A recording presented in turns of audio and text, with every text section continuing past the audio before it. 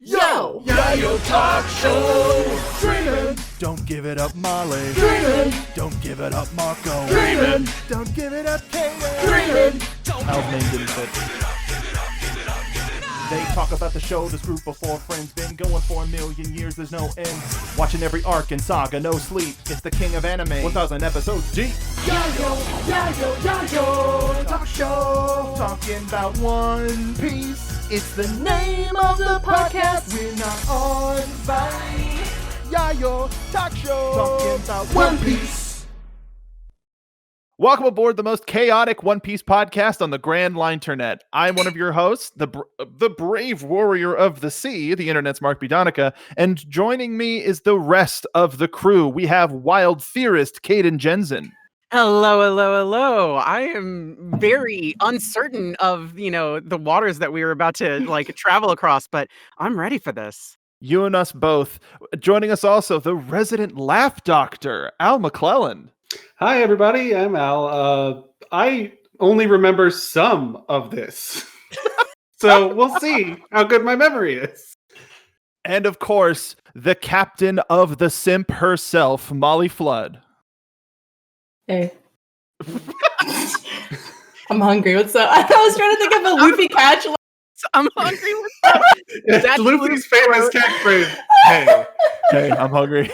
I was trying to think. I'm so sweaty. I'm so sorry. That was too much responsibility. I am captain. I am captain only in name. Clearly, it's Luffy. It's the role that everybody will be rotating around, but for all intents and purposes, Molly's the captain of the simp, all right? I got the hat. We just have to live with that. Molly's got the hat. We got to respect that. And before we get too far into the show, we have to establish what we are going to call the Kdin principle.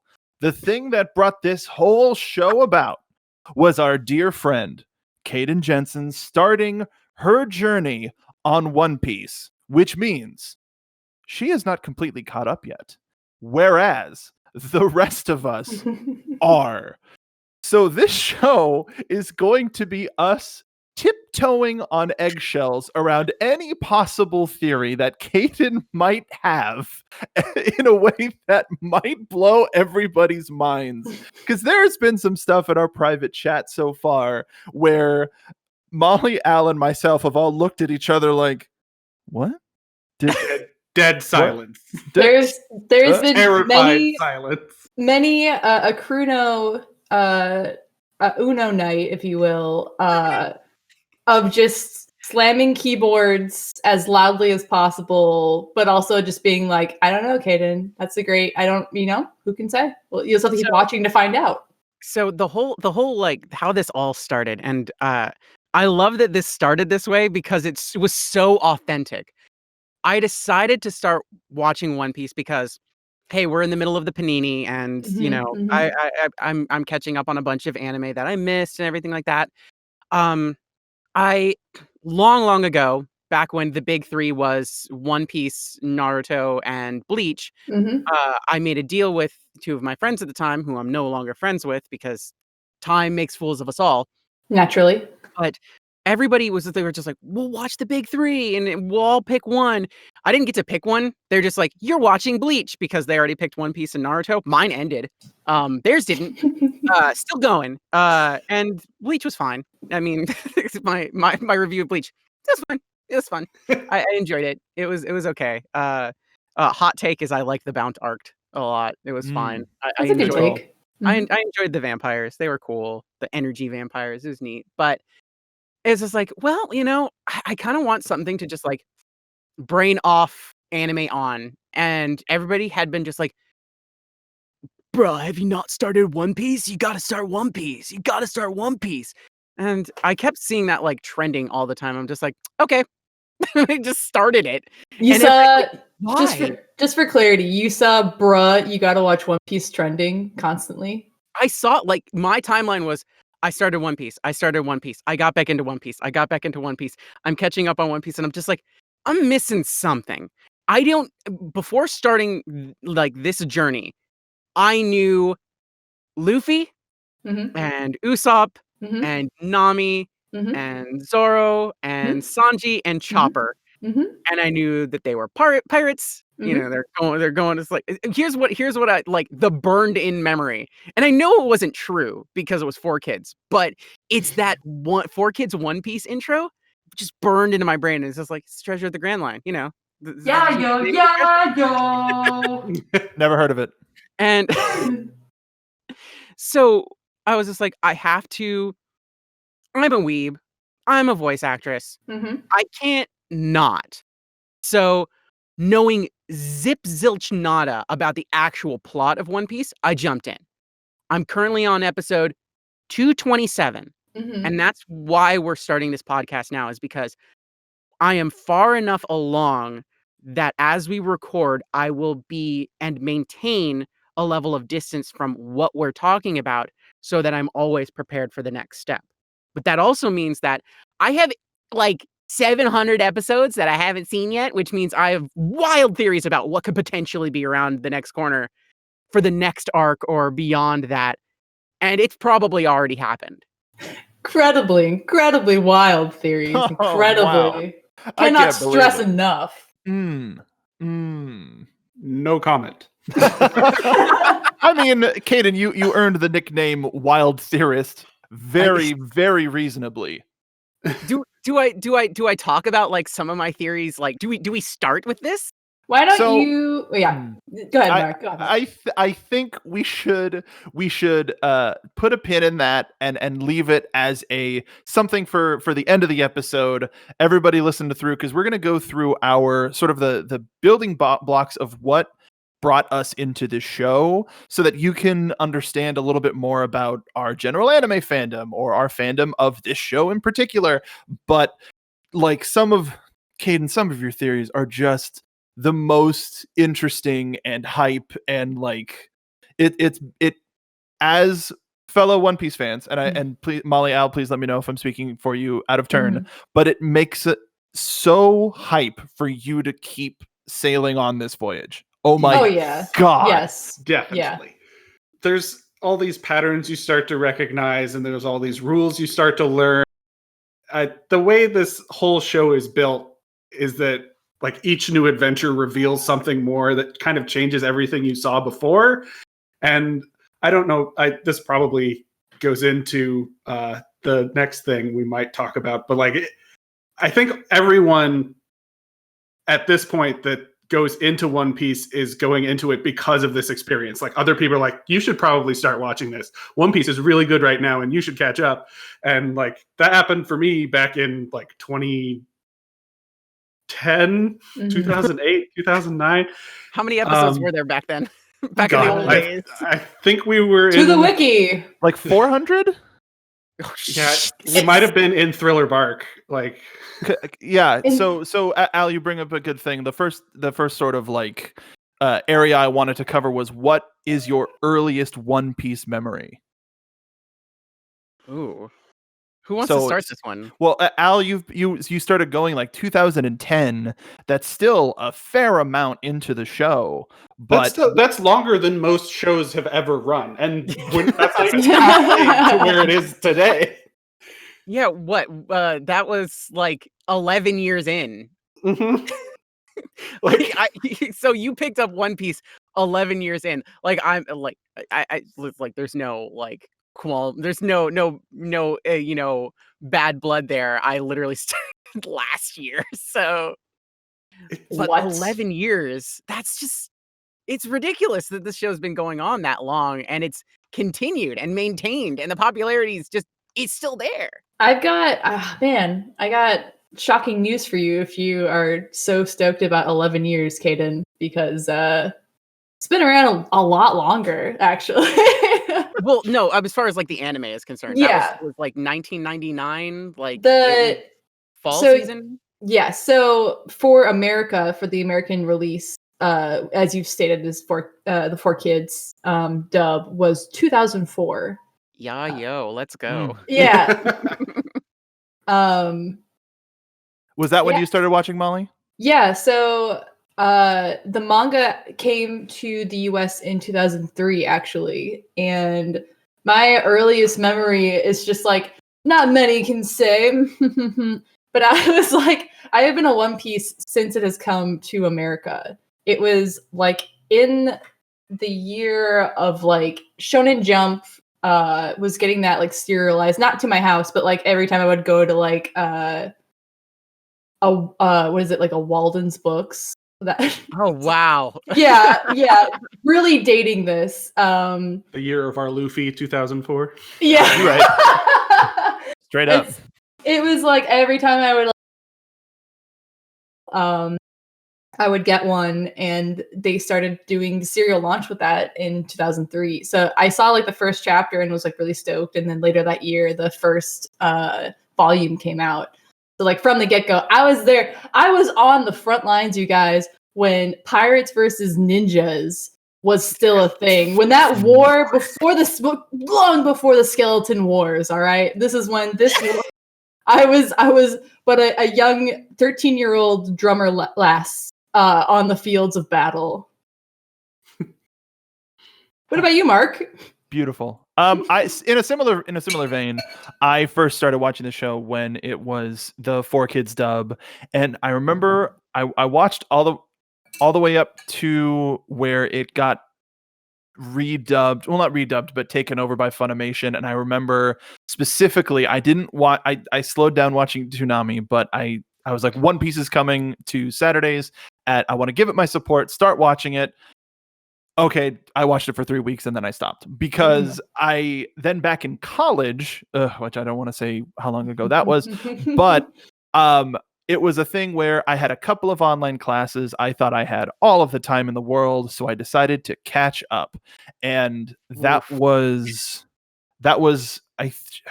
similar timing with you, Al, like 2010, 2011 maybe, and I watched like 300 episodes within 3 weeks and almost failed out of college because I was like, I gotta watch the next episode. It's 4 a.m. Is he gonna be Pirate King? Oh no! What is this Pirate King thing gonna happen? Have they found the One Piece yet? I gotta know. But from there, I started finding like-minded people, and it's a thing that one of my best friends and I still have in common to this day. But oh dear God, is it something that's always been in and around my life of, okay, I have completely caught up with the anime. Now I've got to start reading the manga, which I feel a little bit bad for because I miss like hearing the characters talk from time to time, even though they were so ingrained in my head.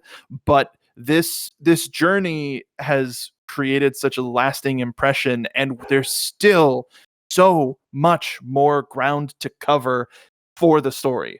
Like, even though Oda has talked about certain lengths of this is how much is left, that doesn't necessarily mean that they're going to wrap it up in 6 months and that's going to be that. It's been going for 20 years plus, for God's sake. Yeah. I think he has said that at least like 3 or 4 times over the course of the last 10 years. It's like, oh yeah, it's almost done.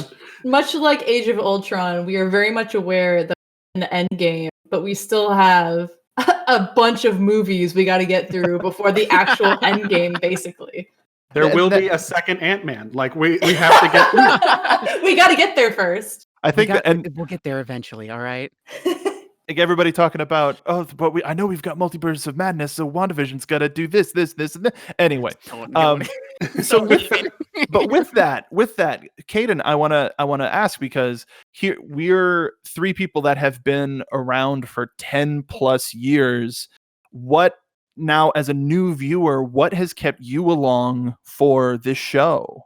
Okay, so there's a couple things that I do want to say. I did see like a few episodes of the dub back in the day, and like I should say the 4Kids dub, and I did actually go after like getting to the point where after like Nico Robin was invited to the crew, I had to go back and I had to hear what the 4Kids dub was like. Veronica Taylor is Nico Robin, so I watched a couple episodes of the dub back, and I'm just like, well, this is definitely not for me. Like, I watched those first couple episodes and I'm just like, okay. I'm not into this. I'm not here for this. So I just kind of ditched. Um, but it was always like in the back of my mind, like, oh yeah, One Piece is still going. Oh yeah, One Piece is still going. Right alongside another long running series, which is Detective Conan. Always just in the back of my mind. Like, I wonder what's going on in that. And because I had watched hundreds of episodes of Detective Conan, I had no problems just being like, all right, is he an adult again? No, all right. Okay. But I One never Piece did that. ominously looming over you that But entire then, time. yeah, and One Piece, like, I didn't connect with it because, like, just the 4 Kids dub was just kind of like, it was an unfortunate situation for everybody involved. And there's like so much, like that's a whole podcast in and of itself. It's like what went into like the cancellation of 4 Kids, One Piece, the fact that 4 Kids bought One Piece accidentally in a bundle deal with a bunch of other anime and all that stuff. It's Oops. so wild.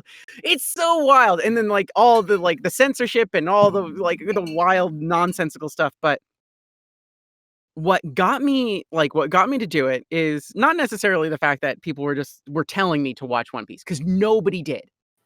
Nobody said, "Hey, Kdin, go watch One Piece." And that's kind of like the secret to getting to me to watch something, is just you talk about you liking it.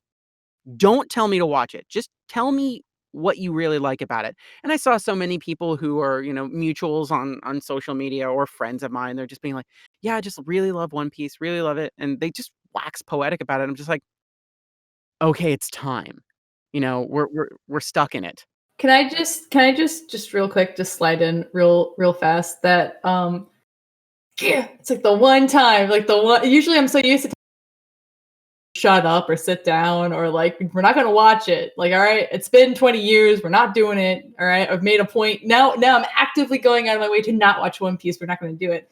And the one person who's like, just tell me you like it. I'm like, fuck. It's like I could have been talking to you about this the whole time. Like I couldn't get it. Damn it. This is the thing. It's I mean, I'll say this because this is what actually got me. This is the stupidest reason to get into One Piece. All right, so sit back. The story goes this way. I had been around a particular individual, the absolutely lovely, fantastically amazing, super kind, very cherished friend Eddie Rivas, who is the biggest simp for the Fast and the Furious franchise. Just the largest simp for that franchise. I sat next to him. We worked together for like a long time during game journalism, and every time there would be a trailer for Fast and the Furious movie, which happened a lot more than you'd think, he would just be so excited, and I'm just like, I should watch those at some point. And he's like, they're really good. They're surprisingly fun, and he never said you should watch them to me. And at some point, I'm just like, I promise I'll watch them eventually. I promise I'll watch them eventually. I promise I'll watch them eventually. And then, of course, the pandemic and everything like that. And I'm just like, all right, it's time to watch The Fast and the Furious. And I sat down and I did this whole thread where I went through all of this nonsense with the Fast and the Furious. And I kept like saying, it's like I was live tweeting it the entire time, every movie. And I watched them all in like a week and a half, 2 weeks. Mm-hmm. And it was such a fun thing to experience it completely blind, because I had no idea what the hell the series was about or where it was going. But, It's about family. The thing is like, I've been exposed to a bunch of different media. I'm a voice in a bunch of different shows and games and stuff.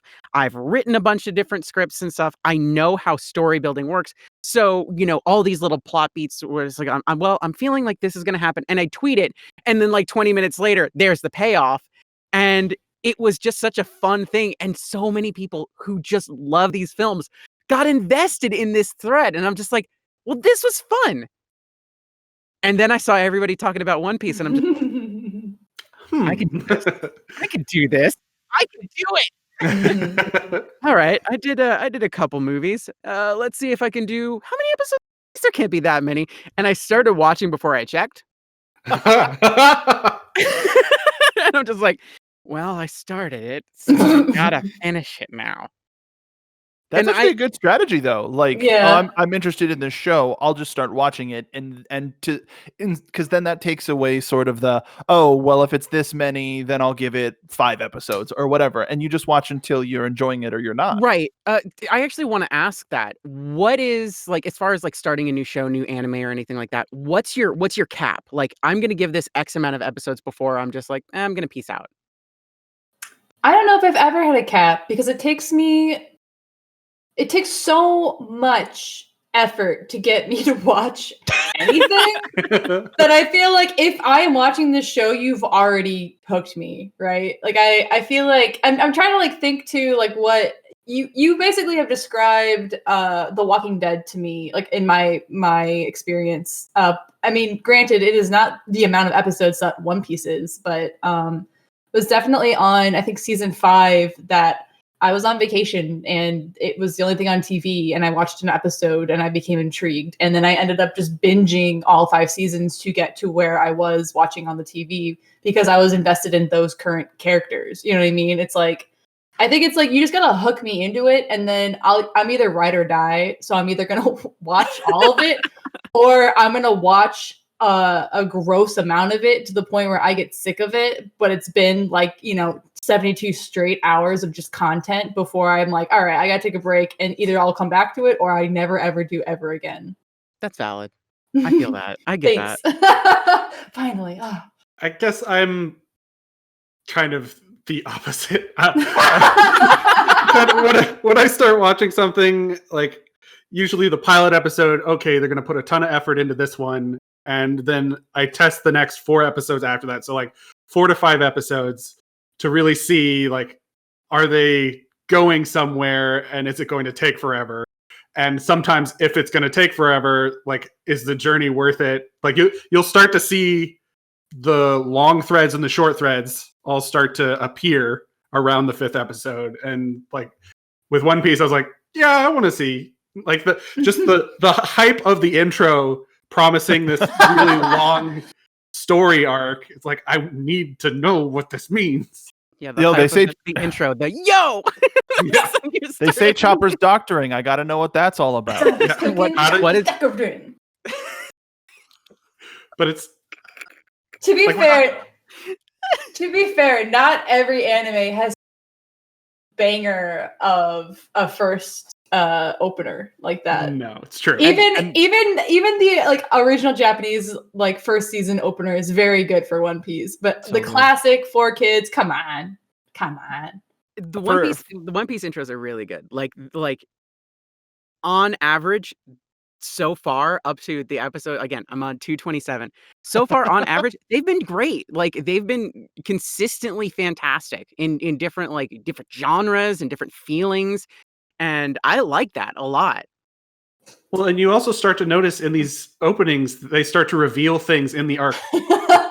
So it's like the opening on first watch is like, huh, that's interesting. And then later they just add in a whole scene. It's like, oh shit, that was that thing that just happened. And it's like, I think we'll talk about it when we get to it, but we've all have experienced that to a degree where I don't know, Kdin's watching the first couple seasons and is asking if a certain member will join the crew.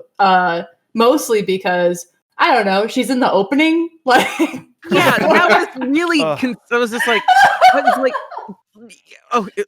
okay. I feel like I can. No, Mark, go ahead. We'll double back to that. For me, in terms of getting caught on anime, I'm usually very trusting. I don't go out of my way usually to watch something unless I see somebody like a friend go, you know what, you should really watch this show, and it usually works out. There was one show that I gave 10 episodes, and I was really trying, and it was something that I thought I would be really into, but the way that they structured the story. Oh, sure. It was the new Tiger Mask series. Okay. It's about prowess, and it had like actual people from the biggest company in Japan in it, but they didn't voice themselves. But it was a shonen that completely disregarded the reality of what pro wrestling is. No, if I'm strong enough, I'll be champion. It's like that. Everybody knows that it's written television. You shouldn't, I know this is a series for kids, but come on. It was just, I really kept trying to get into it. I kept going back. It's like, oh, this person's in it. They even did a live action match between the main character and the bad guy character at the biggest Japanese wrestling event of the year to promote the show. And the match was fire, but it was still a thing of the concept is something that I'm so familiar with that I can't get lost in it. Yeah. But so did you not like Ultimate Muscle too for the same reason? No. Ultimate Muscle is completely different because it's presented as this otherworldly thing. Yeah. And you don't see, you're like, oh, that person is a parody of this character. Oh, that person is a parody of this character, as opposed to the Tiger Mask show showing real people that you can see wrestle in real life. Yeah. Even though they're not voicing themselves. So it's that extra disconnect of, oh, that's the real person, but that's not how they sound. Okay. And it just keeps adding layers of, oh, this is yes, wrestling isn't real, but also this isn't real. You're trying to present this in a certain light and it's not clicking to the point where I don't think they ever got a second season. You need that thick kayfabe. Yeah. That's right. Al, you get it. So for me, I literally have I have a thing because there's so many anime, there's so many shows, there's so much. You have 3 episodes of my attention. If you can get me in 3, then we're good. If you can get me in 3, if you can hook me on a concept, if you can hook me on the world or a character, it doesn't need to be the whole thing. You don't need to get me completely invested, but if you can get me on one thing, then I will continue watching, which is a problem. Because I'm watching Pokemon Journeys, Skate Infinity, Horimiya, So I'm a Spider, So What, Sleepy Princess and the Demon Castle, Kuma Kuma Kuma Bear, Shoko Tensei, Pose the Kid from the last dungeon, Boonies, Move to a Starter, Other Side. I'm watching everything. Everything's that's I like all the things. If there's, it's there is no I fit into a niche genre or anything. I don't get tired of a concept so long as it's last year, I decided I'm just gonna watch a random anime that I haven't seen before. I got super invested into Rising a Shield Hero. I got really into it. It's this is great. I love this. And everybody's we're really tired of isekais. And I'm just yeah, bro, but they're fun. I want to be in another. It's just this is cool. This is so great. Kdin is just in a constant state of palate cleanser, is what I'm hearing. It's the thing is, it's just well, part of it is so part of it is it's kind of the job. It's knowing. Yeah. You can't there's so much stuff getting simul-dubbed and brought over. You have to kind of know. You don't need to know everything, but being aware of some stuff helps you in the long run of just oh yeah, blah blah blah and so on and so forth. And it's great to have a connection with some of these things. Plus I'm a freaking weeb, so it's just yeah, man. And get that fix. Yeah.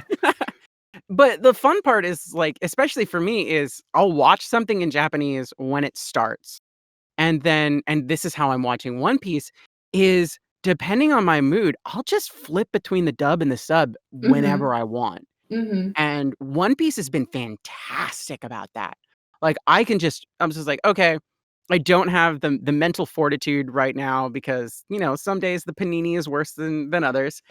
And it's just okay, just give me dub voices. And it's just the cast is great in both. And it's just it's so good. Listen, Colin Clickenbeard as Luffy is such good casting. Yeah, right? Such good casting. Yes. And then Chris Sabat as Zoro is just I love his screams. And Stephanie Young is I'm a simp for anybody named Robin. If you follow me on social media, it's just oh, there's a character named Robin. Well, I'm in love with them. But she's so good. She's so good.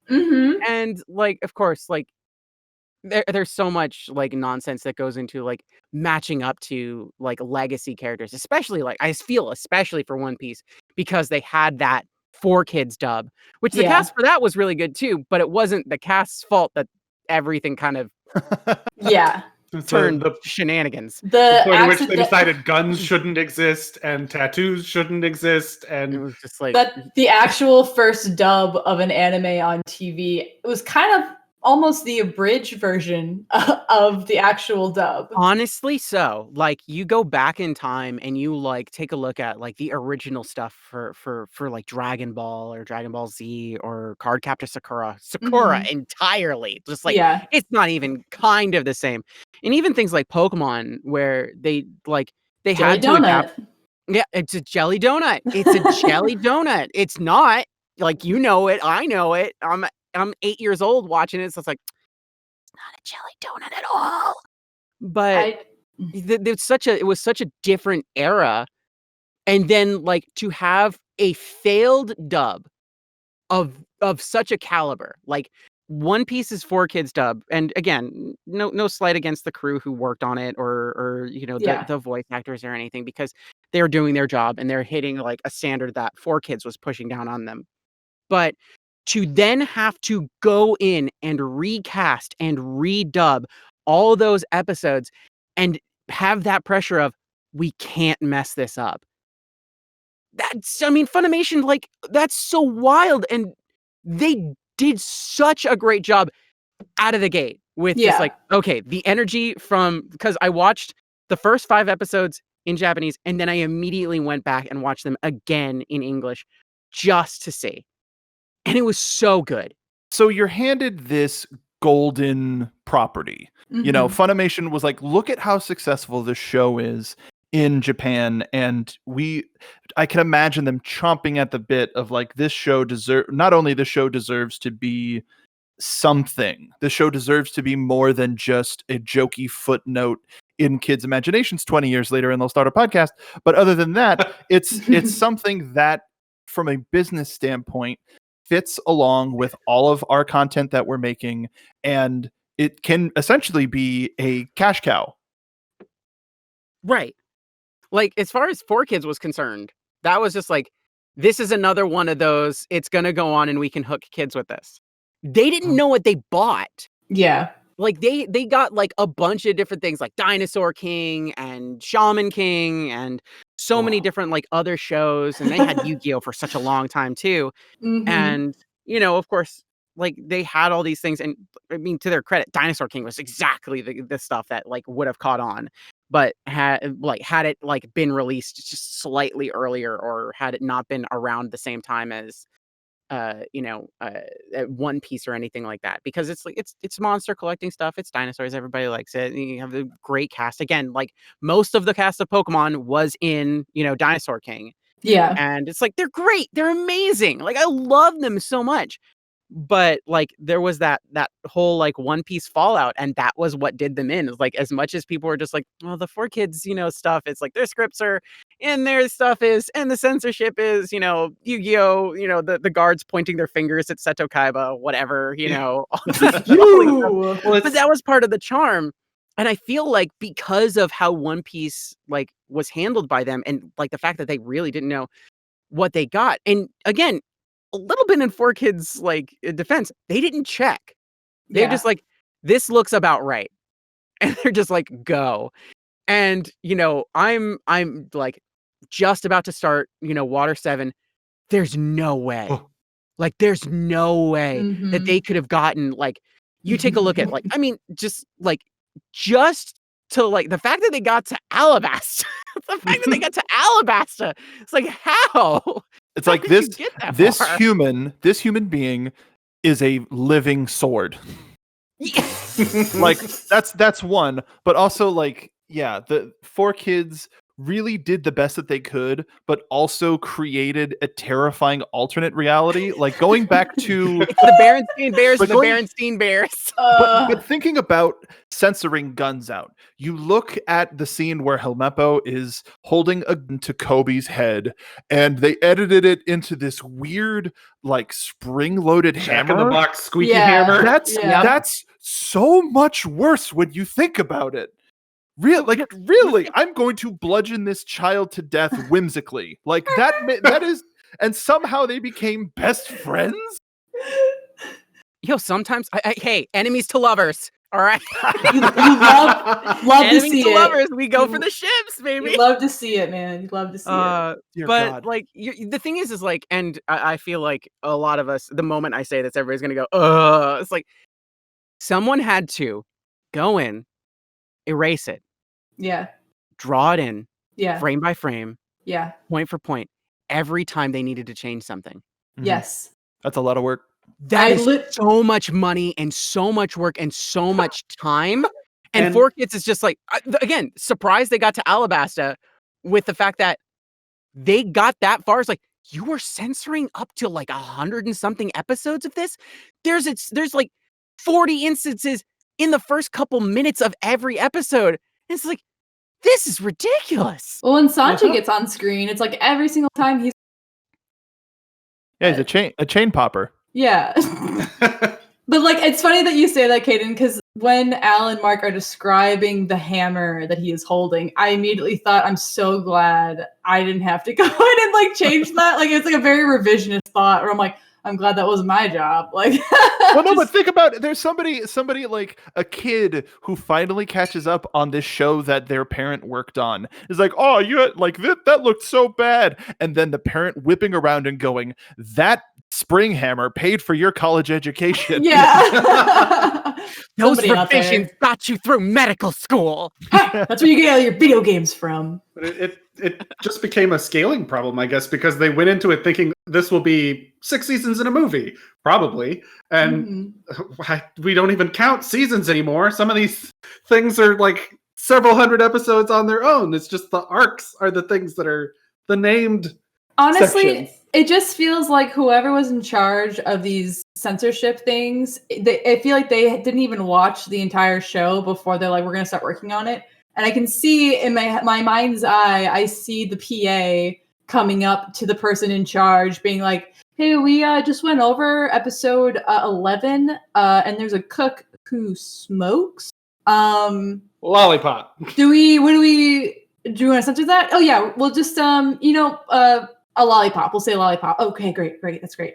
Perfect, And then perfect. just like every All day that since smoking then, animation. yeah, every day then since then is like, I guess this guy's gonna be part of the cast. Do we just? We're gonna keep censoring? Okay, cool. Follow-up question. There's a dog here. Who is a gun? I thought your follow-up question was, okay, there's a character named Smoker. Let me finish. That would have been way better, Mark. Damn it. That's okay. Don't worry about it.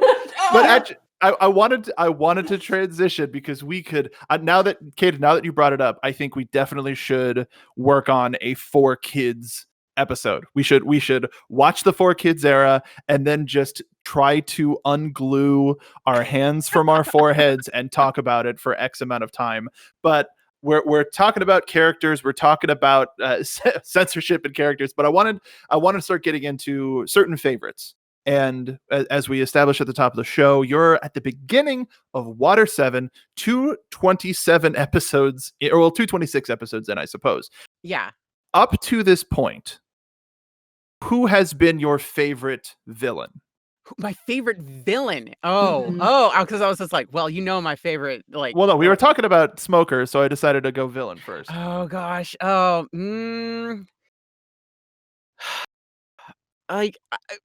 That's such a complicated thing. Are we talking like? Are we talking? Here's the issue that I'm at. Okay, because this is One Piece. Ooh, One Piece. Ooh, One Piece. So right out of the gate with like East Blue, we have like a Buggy the Clown, and Buggy's great and everything like that. But then like Buggy's just like, is Buggy a villain at this point? Like by the time I'm like getting to Water 7, I'm just like, is he really a villain? Is it really bad? Is he just kind of like a dude now? Is he just kind of like there? So like, are we talking like, the finale stuff? Like, we're talking like, I suppose like Arlong and, I would say Big Bad, but I would also consider Foxy a villain. Yeah. No, Foxy's not a villain.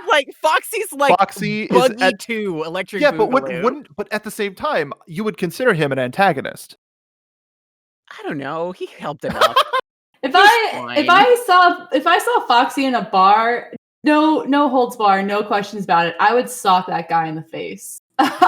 He's a personal villain. Sinusoid beam. I would just love be him. like, I love for the bros. He's so good though. Like he's so good though. So off the top of my head, let's just think Arlong, NL, Buggy, Foxy, Axan Morgan. Axan Morgan was Axan Morgan. I'm trying to remember the guy from Baratier. Krieg, Don Krieg. Don Krieg was cool. I liked Don Krieg a lot. The Django. Ooh, Django, yeah. Django was cool. CrUno. I gotta say, as of now, just for the sheer audacity and charisma of just like showing up at the last minute after everything was just it was just a slog to even get to this point, and then he just shows up and just starts beating ass. I gotta go to Enel immediately, just because of the moment is just oh, yeah, no, I'm gonna kick your ass. I'm immediately this lightning god has just no, none of you can beat me. I am literally deathless. And then Luffy shows up, it's Rubber Man, and it's no, it's that whole dynamic, and that they that he found a way to flip the script on Luffy after okay, well he's got me beat because Rubber Man. But he was smart enough and brash enough to flip it on Luffy as Luffy was winning, which hadn't been done at that point. Luffy was just if you got the best of Luffy, it was before the fight began. Arlong. Arlong was just I got you before you even came in. Before you even stepped into my arena, I already got you. You're in the bottom of the water, whatever. But nobody saw that. Once Luffy showed up to the fight with Arlong had it's just it's over. You're done. Mm-hmm. You done. It's over. Just pack it in. So Skypiea Arc's actual final villain was probably my favorite as of now, because of that actual legitimate shonen back and forth being shown off there. Mm-hmm. Everything you just said, Kdin, I realized nobody saw, but that entire thing you just said, I was shrugging and nodding the entire the entire time. I was yeah, that's yes. Yep. Are we doing a video podcast now? To be fair, Alabasta had that a bit, but it was so sparsed out. It wasn't back to back to back to back to back. It wasn't constantly though they did do okay, we're gonna go back to the past in the middle of Skypiea's big thing of just wait, no, don't do that to me. But Alabasta kind of had this whole thing where it did Luffy would fight Crocodile, and then Luffy would lose, and then we had 5 episodes of other fights, and then Luffy just be I'm back. And it's we have another fight, and then Crocodile would win. But then of course then at the end, of course, Luffy wins. But it felt so spread out in comparison to Skypiea's just and Luffy, this is the fight. This is it. This is the fight. And they're just all right, we're going to take 3 episodes to tell you a backstory. All right, back to the fight. Yeah. Very common shonen-y, but that's it felt a lot of good points. Yeah. I mean, a lot of these fights just feel so earned when Luffy finally succeeds or doesn't succeed, depending. Mm-hmm. Oda does a very good job. But Al, what about you? Up to episode 227. Who was your favorite villain? Because I can't ask you now. Yeah. We're talking East Blue, Alabasta, Sky Island, and up to Foxy. It's obviously Foxy. Long Ring, Long Land Return nonsense, where we get the finale of Foxy, until Foxy inevitably comes back, because Oda is just no. No one's gone. No one's ever really gone so far. For viewers, just as a preface, we've already kind of have explained to Kdin that yes, there are patterns, but also almost every single person in One Piece comes back around at one point. They talked about Arlong again, in a couple episodes ago. Like but they he's just dead. like he died, but they he's still dead. had him back. Like they still just like, oh, we're good. It's like the Ocean Dream arc. They're just like, well, because everybody loses memories and stuff, we have to talk about Arlong. Sometimes you're just out in the ocean and you've talked about every possibly could talk about, and it's just quiet, and you're just like, man, do you guys remember Arlong? That was pretty Story fucked time. up, right? That was fucked up, right? Oh yeah. Oh, definitely. I think all of our answers at this point in the current place where we are will be the same. No, I don't think so. You guys are, I think, forgetting somebody who I hold very dear. But I want to hear Al first. I want to hear you first. For this first chunk, I really like Crocodile. Like, not as I don't think he's a great person. I just think he's not great bro. Big fan. Love the dude. Super simping for Crocodile. It's like he's got sand powers, so he picked a place that's pretty handy to be a sand guy. Mm-hmm. And he's got that awesome hook, and he's an allegory for all of the Peter Pan universe just in one person. Mm-hmm. Like I don't know, it's great. Great villain. Great bad guy. Peter Pan, right? Like he's not Peter Pan himself. No. That's Luffy. Luffy's just like, here I come. Second start on the right. What about you, Molly? Who are we forgetting? You guys, I'm just. How could you forget Bot? Oh, okay, go ahead. Wait. No, you were already saying it. I was gonna say is like, let us guess. Let's see if we can guess. No, I want you to guess. You may have already heard the first syllable, which is probably I've ruined it. But go ahead, try and guess. Like my initial, I'm gonna go with what my initial guess was going to be, so I don't like cheat. I was gonna be just like, I don't know. You seem like a Captain Kudo fan, just because like, he's such a fun, stupid early villain, and he was the first like upping of the game to a degree. Like it was like, okay, here we have a villain. Like this is a villain. We're getting into it now. Now the pirates are a threat, because at that point, Buggy got bested real fast. Like Buggy sucks. So we're just like, all right, we're gonna fight Buggy, and it's like he just kind of cheated a little bit, and then Luffy's just like, I'll try you and I'm not and throw you. I will say I'm not thinking about Kuro, but I will say in terms of like things that Kuro really like ramped up, like what he started the preface basically for a lot of stuff. I think when most people think of what their One Piece Sona is, I think Kuro comes to mind, where it's like the dude can't like touch his glasses because he's so used to having knives on his fingers that it's like whenever you think of like what would my character be, you also have to be like, well, what's his weird quirk? What are their weird quirk going to be too? Like it's like, are they a devil fruit user? But also like, what's their weird thing that everyone's like, this guy's a freak, but it's not really a freak. It's more of a quirk. It's more of a quirk. Mark, who do you think? What was his name? I've got the wiki up. Well, that's the cheating. little. You can't do that. You gotta do memory. I'm doing everything from memory. 20 years, 20 years of memory. Then the tree guy, like the little dude that was just a tree. Gaimon. Oh, Gaimon's not a villain. Yeah. Not a villain. I was like, chill, dude. Molly, you said somebody we wouldn't think of, so I pulled that right out of my straw hat. Okay, that's a good try. It's not Gaimon. So funny. That guy just desperately needed help, and they didn't provide him any help. They couldn't, because he was fused. There was no going back for the help he needed. Al, do you have a thought? No. I mean, I thought you were going to pick Bellamy just because that fight is so good. Oh yeah, that's. We're gonna get to him. Mm-hmm. Bellamy. No, you guys, I can't believe you've completely overshadowed Bon-chan. Ooh. Remind me. Okay, so Bon Play, Mr. Two. Mr. Two. Bon-chan. Okay, all right.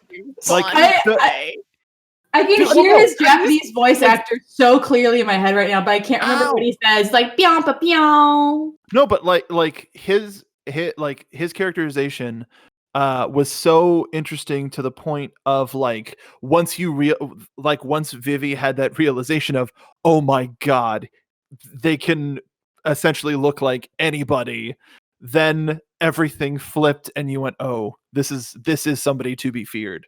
That's a good call. I just feel like, I mean, I feel like the last time we see Mr. 2, you know, already like the Mr. 2, it's like this guy is like, all right, he's pretty funny. Like when the crew meets him, he's like showing up and like he's stealing all their faces and like, this is good, this is fun, this is a good time, we're having a good time. Some random guy we met in the middle of the ocean. He seems chill. And then just like the fight with Sanji is so it's to a level of like, I mean, there was real effort there. It wasn't like they just talked it out. Like I would argue that like Mr. 2, when he was Mr. 2, like is very much like was a really good villain. Like was like, I think for where Kdin is right now is like the villain I thought of first with like the person that I love. I just to make it quick, since we already talked about him a lot, it's got to be Buggy. Like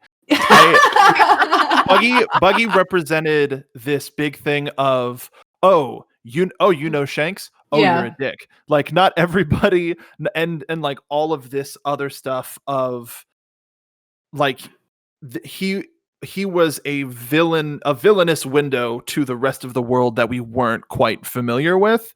And then the side story with Gaimon was like, this dude's just a big nerd. And I love me some Buggy the Clown, one of my favorite characters to play as in the GameCube game. Yes. Loved it. Oh my god. But yeah. I can't even play any of the games because no, you can't. Like, I can't play any. And I'll be 100% honest. Like I was looking for games to stream, and I was like, "Oh, I want to play this One Piece game." And I was like, "I have to wait for Kdin to reach a certain part," and then yep. I'm gonna title streams at Kdin don't watch. Blah, blah, blah. Look away, Kdin. But you mentioned Bellamy, who I had to look up and remember their name. But I wanted to ask, what was everybody's most hype villain defeat? Because that one punch on Bellamy is mine. Yeah, that one punch on Bellamy was just, I don't know. I feel like Bellamy's the one like villain that I was just like, I hate you. Like like out of every single character that I've met, I think Bellamy's the only one that I look at and I'm just like, I just don't like you. Like, he's literally just like straight out of Cobra Kai. He's just like he's a loser. Yeah. He's a loser. He's such like, okay. There's so much. He's also just like dollar store Luffy. I've got spring feet. It's like, all right, nerd. Okay. There's gonna be a couple of those where you're like, oh, you're just Luffy, but something else. Like you're just Luffy, but not as great. There's a movie villain who's like Candy. Oh God, yeah. Oh like, no. Okay, whatever, nerd. separate podcasts for the movies. Oh yeah, we'll get there. We'll get there eventually. So taking Bellamy out of the mix, then Kdin, do you have a hype villain defeat? A hype villain defeat. Well, just one that made you just go, yeah, because there's one that everybody kind of commonly goes to in the East Blue Saga. Yeah, you're probably thinking Arlong then. Yeah, it's so good. Mm-hmm. It like so everything. Good! It's like leaving Nami the hat, the dramatic walk up with the music playing up until the kick dropping him. Like it's all that whole couple of episodes is so hype by the end of it. Because that's where One Piece begins. Yeah, I was gonna say, like you talked about that moment. That's where One Piece begins. Like you talked Everything about else is set up. How many episodes? It's a thing of like, all right, I'm gonna show you all Arlong Park, and if you don't like it after watching Arlong Park, then okay, you're done. But then let's go back to Romance Dawn after we watch Arlong Park. And this is the show. Continue. Yeah, this is the show. My first thought was the Skypiea when he rings the bell. Oh, It's such a good moment because it's just like it's this moment of like all of these like little intricate branches are now connected that we had just gotten through. But in my head, I'm like, it's kind of just like a hyper version of Arlong for me because it's like you kind of set the precedent with Arlong where it's like to the point where he literally smashes the dude through the building, destroying the building of the corporation that has been like wreaking terror on this island for like 10 years. Mm-hmm. Just like And- every floor of the building. Like, yeah, like Oh, you can't. It's like wow, it's he's inhabitable. powerful. It's I feel like- inhabitable. you know, you say that, and I kind of have to agree because, like, the way Jaya like shifts into Skypiea, and then it shifts back to Jaya, and then just wraps all the way back around, Yeah. and it's a long arc if you combine Jaya and Skypiea together, and I feel like you have to, Mhm. but like that moment of just like, if we ring the bell, then everyone will know what happened. Yeah. And then you get shots of everybody. And it really is. Yeah, you're right. It's like hyper Arlong Park. It's like the Super Saiyan version of Arlong Park, where, you know, it's like where Arlong Park is this. And I think I gotta go with Arlong Park for a reason. And I'll explain Yes. in a second. Mhm. But it's this grandiose, like huge scale version of Arlong Park that affects people over multiple periods of time, multiple generations, people from different walks of life, and all this whole huge moment.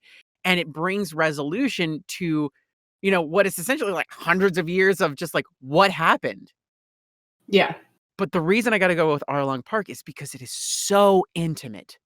It is such a personal, like, I'm going to prove this to you specifically moment that Luffy's just like, you have been telling us this stuff this whole time, and I don't believe that you lied to us. So I'm going to prove to you that you can be free.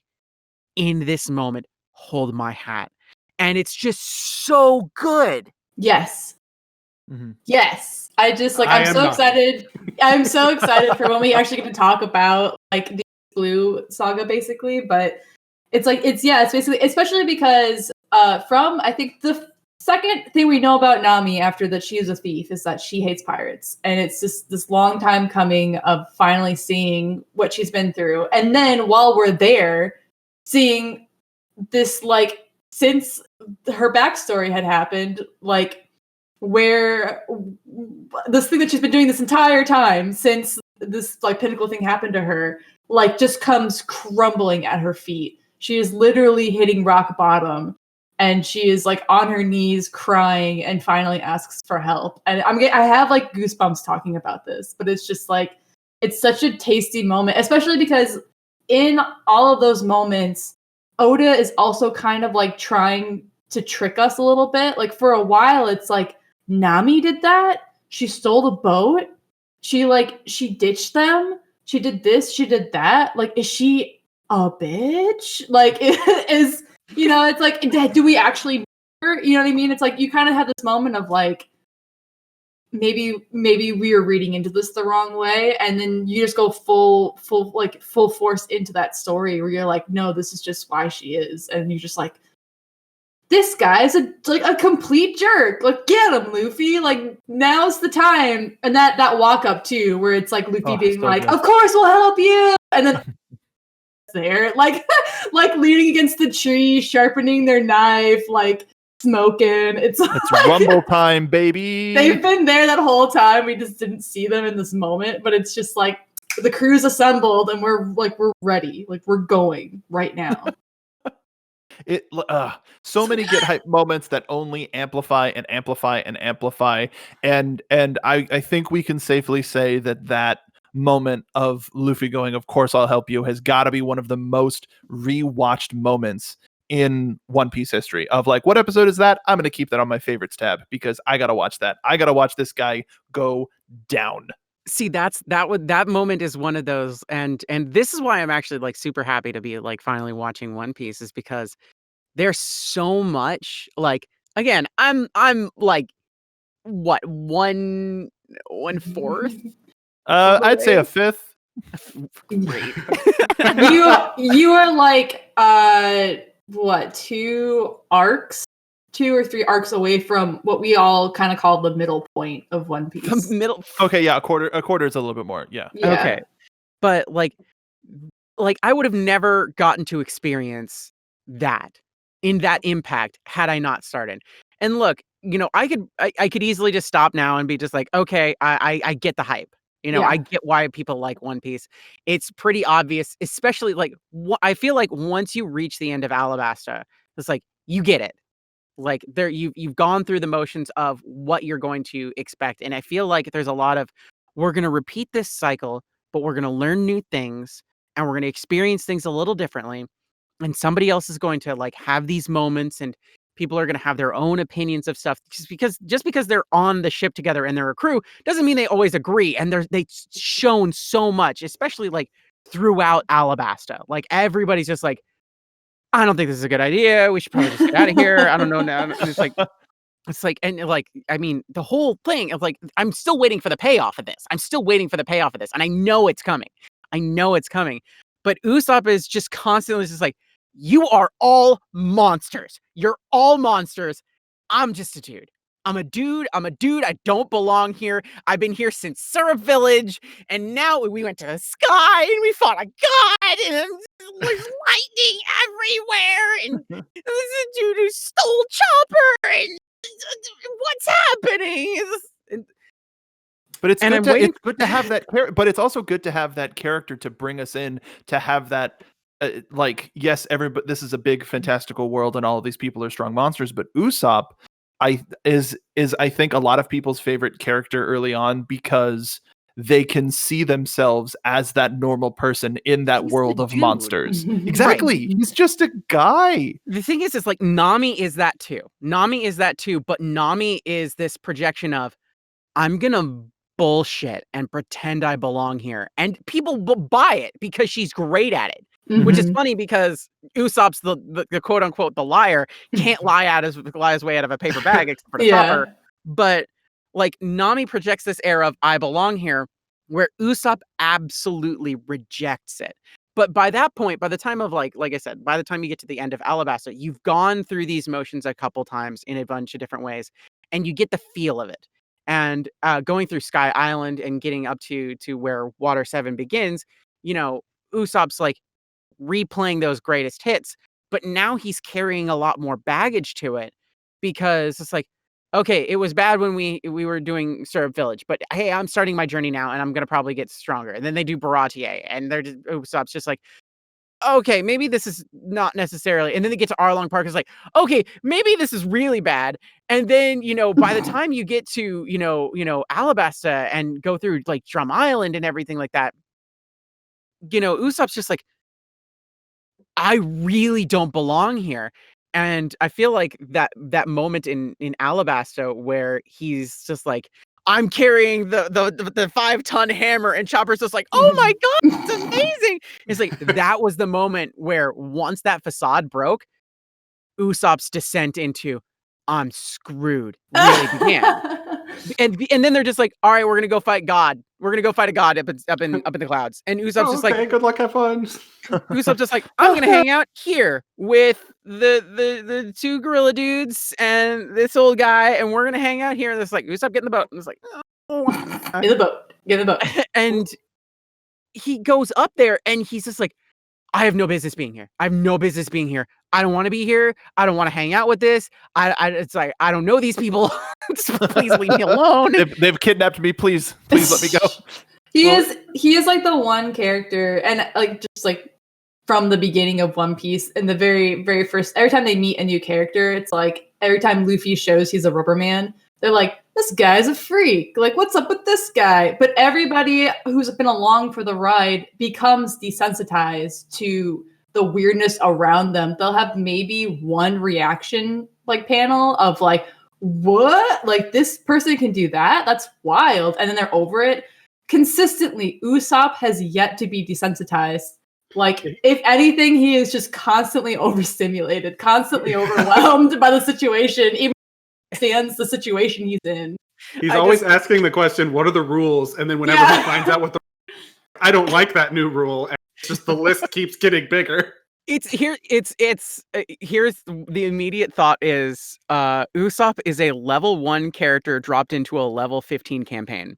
Yes. Ooh, that's good. Yes. And they're just like, no, don't worry, you'll catch up. And Usopp's just like, I don't wanna. And it's like, no, we're gonna go fight the old demon lord, and don't worry, it'll take like 2 turns for us to beat him. And it's like, if he breathes on me, I'm dead. If the tree touches me, I'm dead. it's the same. It's like, it's the same. A kobold, the demon king, it's all the same to me. I'm dead. I'm just gonna die. It's like having somebody on your soccer team who you just need somebody like to fill the field. Like you have to have X amount of players on the field. And it's like, no, don't worry. Like we won't pass the ball to you. You're gonna be fine. There's almost always a moment where Usopp gets the ball. And it's just like, it's not even just to pass it along. It's like Take the shot, Usopp. Yeah, like, but also like 5 of the best players in the league who are also the strongest players in the league are like coming at him, and he doesn't pass it in time. Like it's like the consequences of having Usopp along for the ride. It's very much like it's like if wanting to have somebody around to be like, don't worry, we'll carry you through this destiny raid. Like we'll do the thing for you. But there's and he, like a fool, always assumes, yeah, okay. But there is always a moment where it's like, all right, now you need to show up, Usopp. Like we're looking at you, buddy. Like it's your time to shine. Okay, Right, let's go. Take the shot. Use your, RNG picked Usopp to be the person that has to shoot the final boss. Yes, you gotta line that shot up, buddy. Come on. So like in these first couple of arcs, it's easy for me with the reasons that I gave of Usopp being my favorite character up to this point. I really love Luffy and all of the stuff that we're learning about him piece by piece. But the everyman quality of Usopp had him being my favorite crew member of this part so far. What about all of y'all? Molly, who so far up to 227 is your favorite crew member? My favorite crew member? Oh man. I still feel like for this part of the crew, Nami, just because, again, reiterating the Arlong, I was so invested in Arlong that, I mean, like, even like being 13 and being like, ooh, Sanji's so hot, and like, wow, a real man, I'm 13. Like, even then, it was like no thirst could hold how much damn respect I had for Nami, I think, at this point.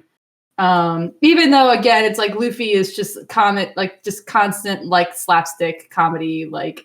But then again, it's so funny how we keep talking about patterns, right? There's patterns to One Piece that we fall for this kind of like, even though it's always dressed very differently and it's very entertaining and like we don't get tired. What's the Star Wars George Lucas quote? It's like poetry. Rhymes. It's poetry. It's like they rhyme. Yeah. It's like poetry. Everything rhymes. It's this constant like pattern that we see that we don't get from the get-go. Luffy has told us exactly who he is, and every single time he reiterates who he is, we are always constantly surprised by it. Like we talked about it, but the fight with like the god, where it's just like, oh my, he is wreaking so much havoc, and like he is destroying everything, and he has made so much of a point about how we are all the way down here on the floor and he is all the way up there in the sky. That is how much the power level basically is. And in this devastating moment of him trying to electrocute Luffy alive, we're like, bro, what? And he's just like, yeah, I'm a rubber man. Do you guys remember the other 50 times I've established that I'm a rubber man? And then all of us were that one panel, like with his jaw dropped, his eyes bulging from his skull, and we just are constantly like, as much as I love Luffy for that type of concept, Nami hands down. I just want to take a sidestep real quick again to like praise the dub just a lot, because every time Colin Clickenbeard just hits those notes of like super like reintroducing Luffy to all these different people, like that sound of just like, I'm a rubber man. I'm a rubber man. It's like, she's so good. This is like, I'm a rubber man. It's like, it sells me every time she does it. I almost want where we are currently, like where chapters are being released in Japan, where we currently are in the manga, in the anime, whatever. I just want the voice actors to just be the level of like Chadwick Boseman, or it's like the Wakanda Forever. You're so tired of explaining you are a rubber man, that when they're like, what's up with this kid? Like, what do you, how did he do that? It was like, I said rubber! Like, you're just so done. I just want to hear Luffy done saying that he's a rubber man. And see, that's why I love Luffy so much, is because Luffy's never done. Yeah. Luffy's always excited to be just like, I'm Monkey D. Luffy. I'm a rubber man. It's like, okay, all right, I'm here. There's What's up, my dude? one of my favorite quotes, which isn't really a spoiler from, I guess, the latest arc, is like, Luffy is an idiot, but he's also kind of amazing. So it's like... They say that constantly. It's just like, he's the captain. We love the captain. He's great. He's super amazing and super talented and everything. Not the brightest. Well, it's love him like, though.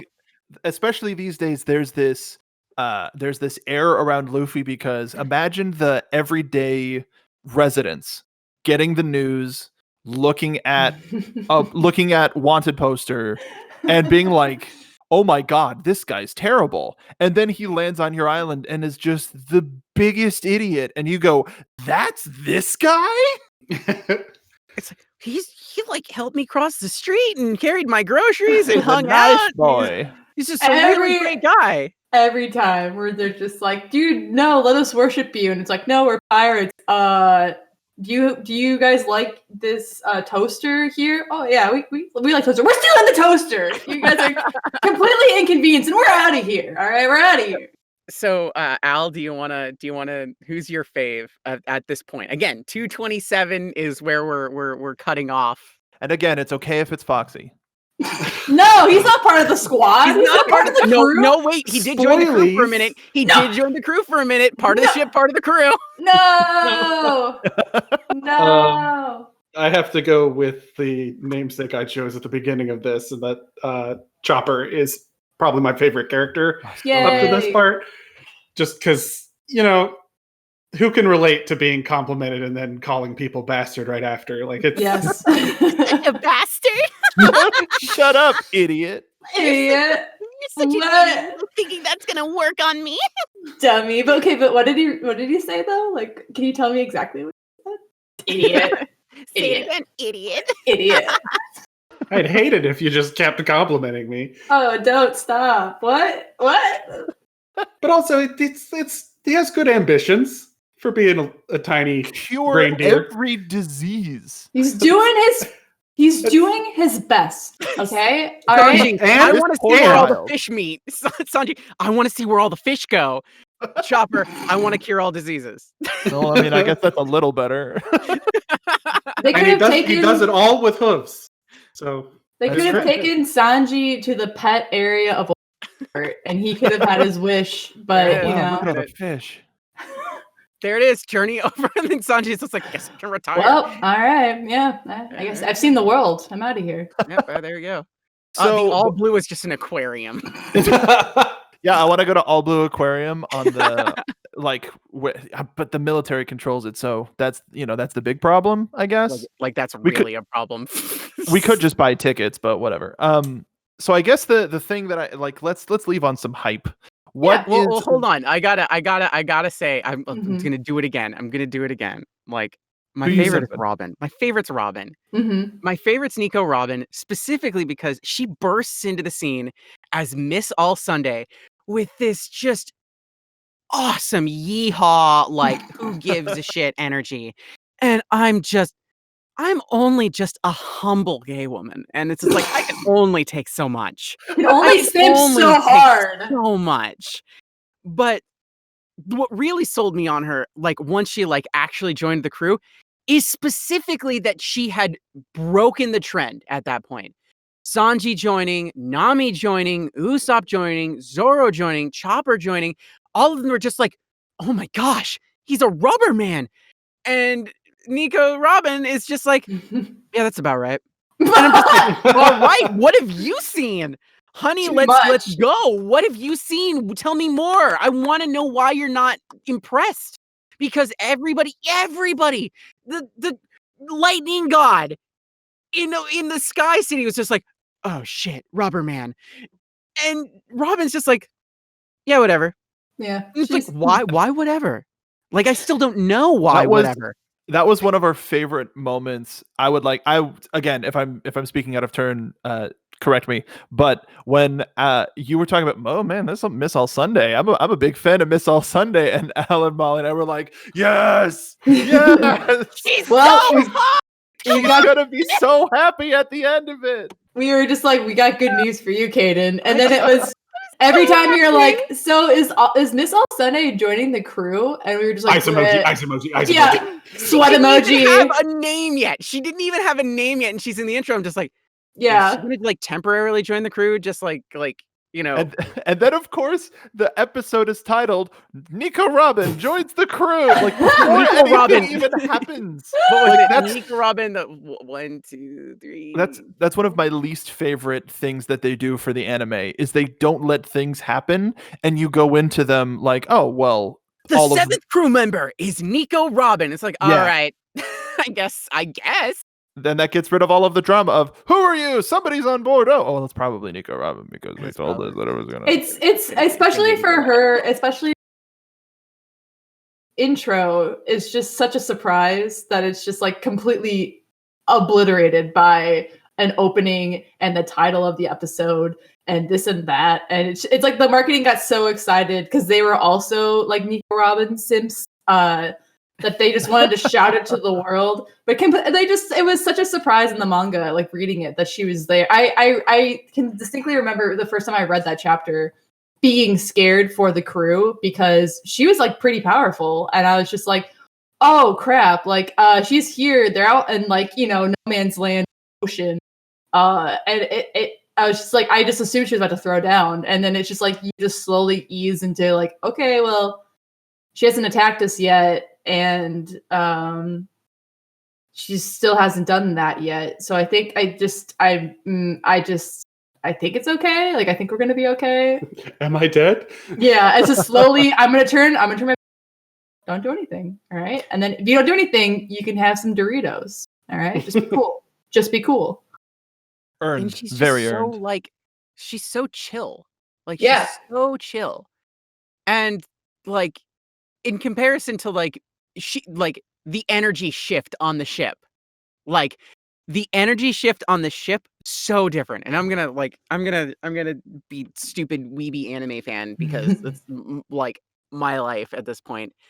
When Vivi joined, Yeah. when she was like a part of the crew, Nami had this boss bitch attitude. Like it's like Luffy's the captain, but technically really I'm in charge. Like Mhm. and it's just like, yeah, no, that's fair. That's fair. The moment Robin steps on the ship, she's just exuding so much Dom energy. Everybody's just like, she's in charge. Yeah. Technically, she's in charge. It's Nobody's like- gonna really go against her. But then she's always just like, well, Luffy, what do you think we should be doing? And Luffy's just like, I'm a rubber man. And it's just like, I guess we're doing the rubber thing again. And everybody's just like, how is she letting this happen? You're so smart. You know all these things. How are you just gonna? Well, I mean, it's gonna be fine anyway. He's gonna rubber man all over the place anyway. So why don't you just let him start off with it? And they're just like, that's technically brilliant. If we just let him start off with it, then we don't have to go through all the other nonsense. Well, no, so Nami was exuding like big sister energy, but Robin is mom energy. Like, Oh, yeah. straight up. Robin is And it's like, oh, he'll just tucker himself out. Let him do his Rubberman thing, and then we can come in and clean up, and he'll take a nap and eat and whatever. And Nami had the brain cell, but Yes. Robin. Have you considered the entire brain?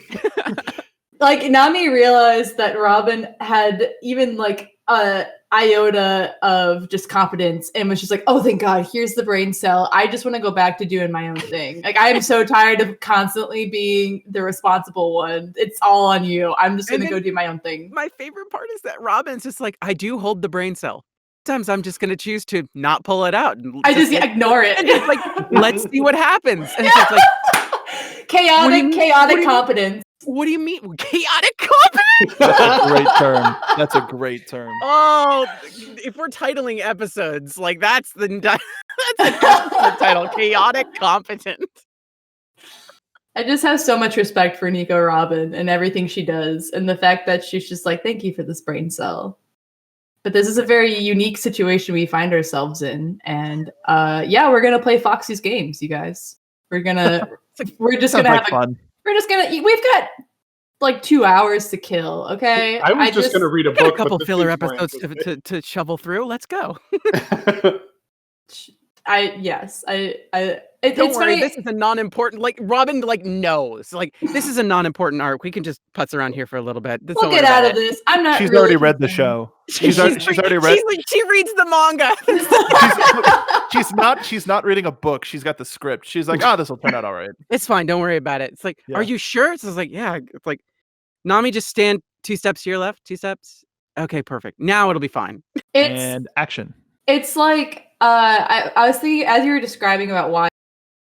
Thinking like in my head, I'm like, I always just, especially reading it from like when I was 13, I always just assumed that so much of this confidence or like just like everything's gonna be okay or whatever you want to call Robin's whole shtick is that because she is older than them, like she's like at least like clearly like a little older than like Luffy. Like you could tell like there's like a high schooler and then there's probably a woman in college or out of college. You know what I mean? Like it's different. There's a different. You can just feel it that she is older than some of these people on the crew. And I always took that as like that is why Robin is like that. Until I just like was thinking like, no, Luffy is constantly defeating adults. Like I think everyone Luffy has faced has been older than him or like an adult. How old is Luffy? He's in his teens. I think he's like 15. I want to say he's 15 when he sets out. Are you kidding me? Nope. He is 15. Because all I know is Robin is 28. 17. That's what I know. 17. Luffy is 17. 17 when he leaves? Luffy's 17. So Robin is 11 years his senior. Yeah. Mm-hmm. So I always assumed that is why she acts the way she does. But then, yeah, I'm just like, no. But every person that Luffy has fought has been straight up like pays their taxes an adult. Like, like it's just like there's no pirate tax. I mean, yeah, but like even like Enel, it's like, dude, a heckin' god, and like he like still repeatedly lost his cool. Like, yeah, it's just I don't know. Robin's just like. The chaotic competence, I guess. I guess you know what? This is the weirdest thing. I don't know how old like the rest of the characters are. I assume like Chopper's like 8. Like that's where I've got that information if you want it. Okay, so let me take some guesses. Let's do it. We'll wind this down a little bit with some wild Trivia. guesses, and then I will we'll do the true finale, and I'll make some predictions that I've already made before privately, but we'll go into the big part of it. So we know Luffy's 17. We know Robin's 28. I guess we'll go in like in order. Like Nami would be next. Zoro would be next. Oh, that's right. Zoro would be next. Zoro? Mm-hmm. How old would Zoro be? I mean, I think I know this off my brain. It is deceptive because of his voice actor. Right. Like both in Japanese and in English, he's just got a very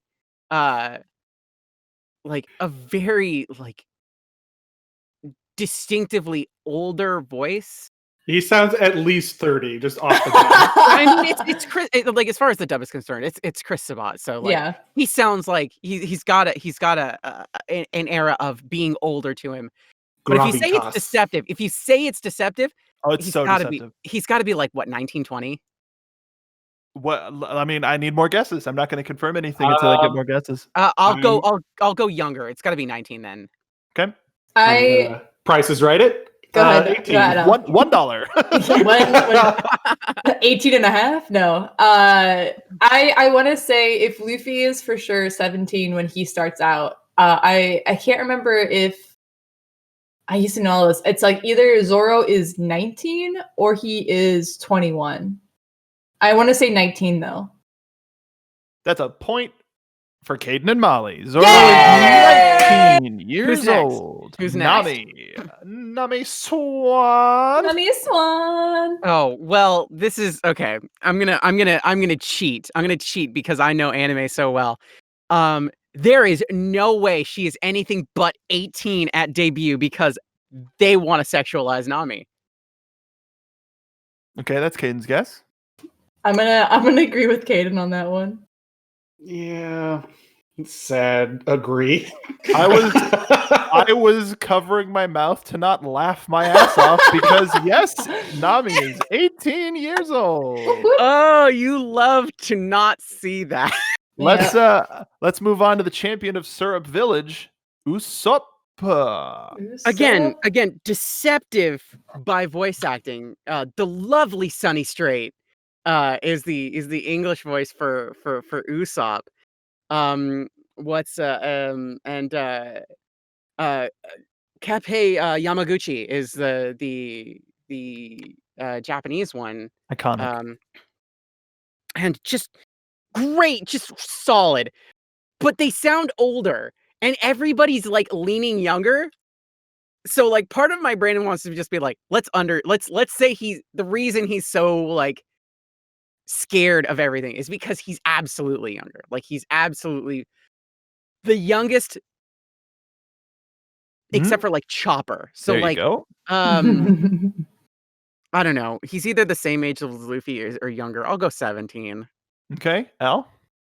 I'm gonna assume he's Luffy's age just because of reasons. They're very much seem like classmates. Like a lot of their interactions are like they've been in the same class forever, even though there is no teacher. So right. That's another 17. Molly, what do you think? So since I now know that Zoro is 19, I know that Usopp is also 19.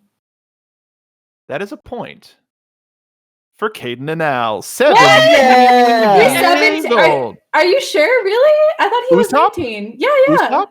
Usopp is 17 years old. Heck. Back in the old day, I had like how do I keep all these kids separated type thing. And I swear Usopp and Zoro were 19 because I know what Sanji's age was. And so if Zoro was one age and not the other age, then I thought he was the same age as Usopp. That's my bad. I'll have to figure that out. I mean, there's an easy way to figure it out because we've got Sanji coming up next. Mm-hmm. Ooh, there we go. So since Molly, you were just on that roll, you know with certainty how old Sanji is. I thought. So just give us the answer. How old is Sanji? Now I'm scared, but I know / I thought before you put so much stank on that. You're the captain. I gotta do it. I am pretty sure he's 21. Okay, Sanji 21. How about Kdin? How old is Mr. Cook? Man, I really don't have much to base off like his age. Curly Brown. I don't know. Zoro and Sanji have this like rivalry nonsense going on at this point where like every single time they look at each other, so they kind of have this like, maybe it's just because they have this like twin vibe where Zoro is constantly like, well, I'm the older twin by like 2 minutes. And Sanji's just like, that's not older. You're just 2 minutes. You just came out 2 minutes. So I want to say the same age, which was 19. 19? Okay, yeah. Yeah, I'm not going to make you guess what you said. Okay. Al, how old is Curly Brow? $1. I mean, his name means 4. Oh my god! Oh my god! 4? What? I got a 34, baby. Gotcha. I meant 3. Gotcha. I gotta go 21. Gotta do it. Oh, gee. So that's interesting. Molly, you came in with way too much knowledge just to give the point to Kdin. What? What? Really? Oh no! So that's why I got it. So Zoro, for essentially for the reason that Kdin said, Sanji and Zoro are so combative, they've got to be the same age. Damn it! This is why I'm dangerous. This is why I'm dangerous. This is why I'm dangerous. You can't plot twist me. I went into the Sixth Sense and I'm just like, Bruce Willis is a ghost. I love that we played the field though, or that really was just like The Price is Right. But so for our last and youngest crew member, I think everybody can assume that Chopper. Mm-hmm. deceptively young because ate the human fruit. What is the common? What is a child in the world of reindeer?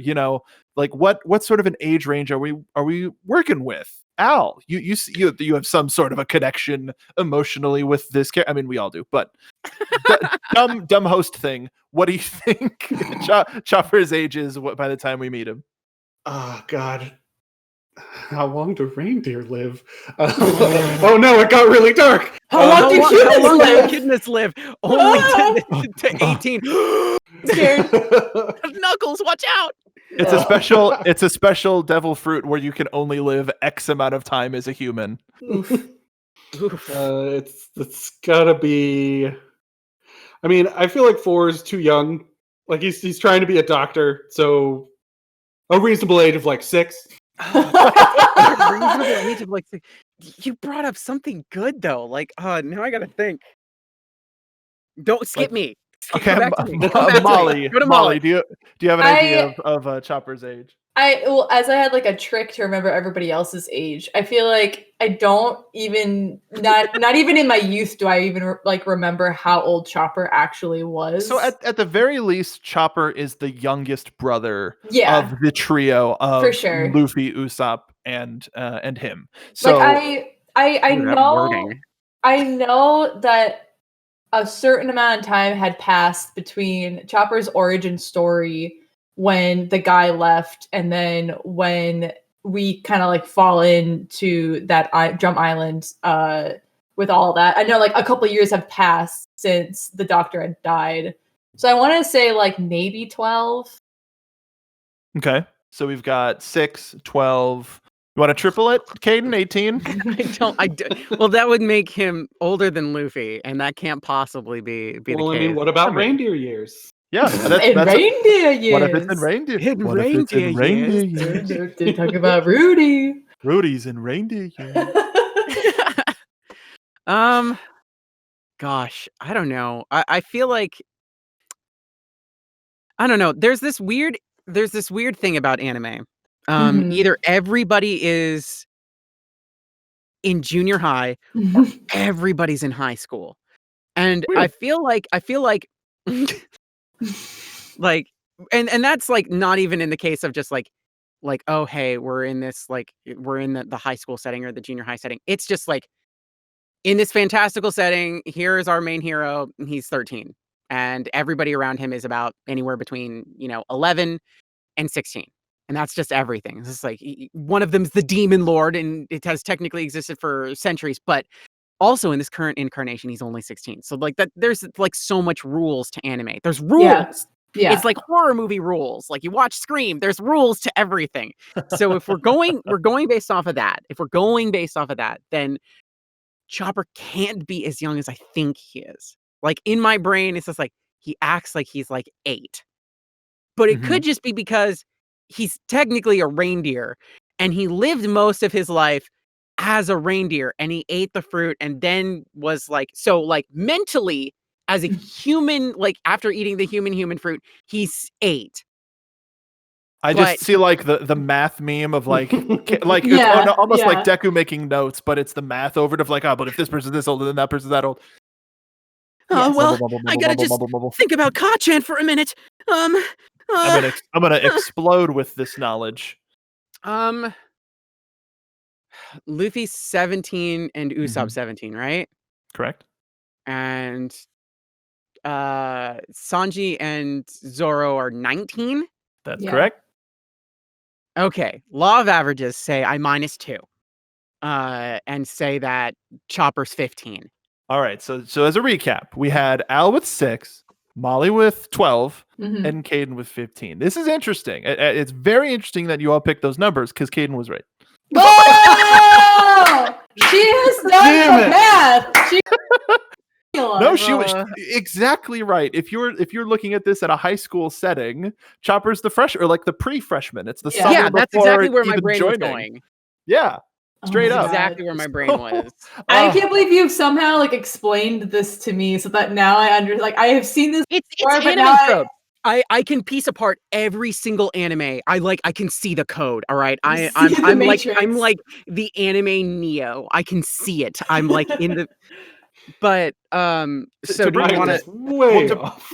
to bring this into our last segment, I just like this sort of dynamic of being attached to this story for X amount of years and being in a variety of places of I gotta catch up, I gotta get through this. Oh, that was really hard hitting. Oh, that was really emotional. Oh, I really love this intro. Oh, whatever, etc., etc., etc. And now we are so far away from Water 7 that being able to go back and experience these different, like, oh, I never thought about it that way, or oh, I forgot, thanks to Kdin trying to catch up as well, is so interesting and so fun and so exciting and also terrifying. Yep.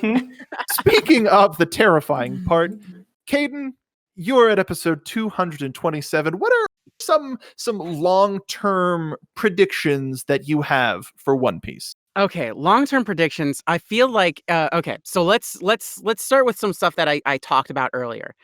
Usopp is at this point really just frustrated. Like just as an individual, like keeps hitting a wall, keeps hitting a wall, keeps hitting a wall. Everybody around him is just super strong. Even Nami is just like a very intelligent and very like calculating like individual. Usopp really doesn't bring anything to the table as far as he sees it. I disagree because Usopp's a great character, but like I mean, Chopper is his younger, and Chopper is just like, "Hey, don't worry, I got it. I can fix everybody and all this stuff." What does Usopp have? Is this like he's the sniper? He's not even that good at it as far as he's concerned. Wow, So I harsh. feel like I mean, this is him. This is him saying this stuff. Okay, He okay. constantly is like disparaging health. Like I disagree. I love him a lot. He's a very fun character. So I think that we need to have like a hyperbolic time chamber moment. And I don't know if we're gonna actually get to see it, but we're gonna lose Usopp. Because Usopp's just gonna be, for whatever reason, he's gonna lose something. He's been fighting with people over the ship because the ship is like the last shreds of syrup that he has with him. But this thing is busted. This thing's broke ass. Completely Bananarama shenanigans. This ship is this thing's gonna explode. It's a tinderbox. You breathe on the Going Merry and it's going to sink. So something's gonna happen to the Going Merry. They're gonna have the outs where Usopp will probably be just like, we can fix the ship, we can salvage it, it's gonna be fine. And everybody's gonna be like, dude, we'll just get a new ship. You've been complaining about a shipwright this entire time. We'll find somebody who's a shipwright. Luffy will just be like, you're our new member. They'll say no, and Luffy will say too bad, and they'll build us a ship, and then when that happens, Usopp's just gonna be classic like, Luffy.